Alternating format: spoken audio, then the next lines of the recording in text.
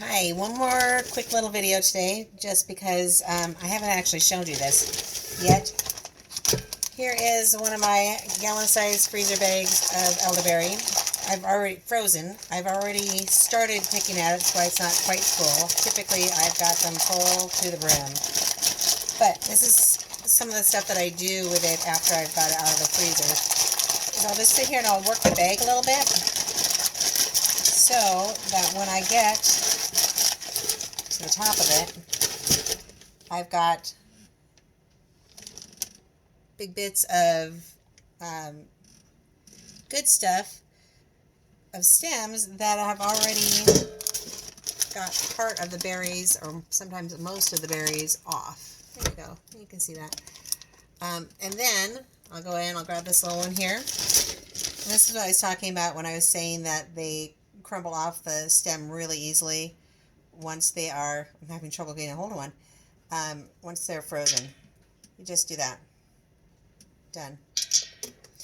Done. So I have a pot on one side, I have a bowl on the other side for stems, and they just come off that easily. You don't have to worry about squishing them or making a big mess when they're frozen. Here's a nice clump that's on there, and you just kind of, you can be quite rough with them at this point because they're frozen solid and they're not going to make a big mess.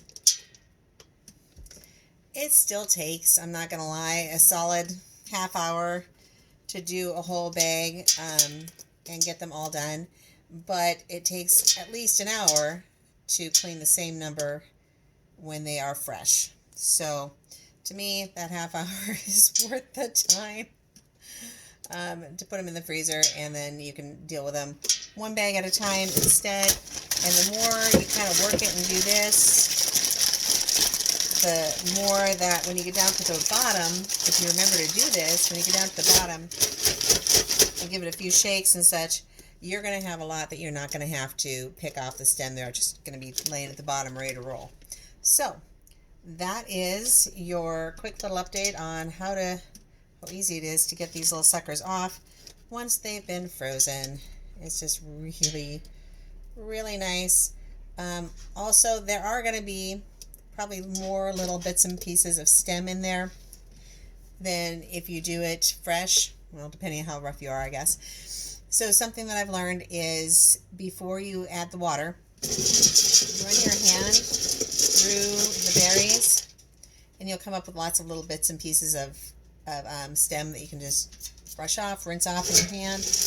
And then as you're adding water, I do the same thing. I just kind of keep running my hands through it, and it sticks. The stems will stick to your hand.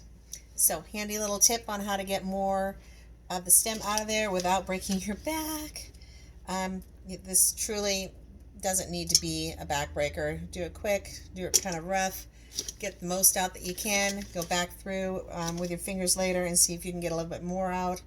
But at this point, get out as many as you can so it's not muddy looking, but it's not the end of the world if you miss a few here and there. The stems are toxic, but once you cook them, toxicity goes away.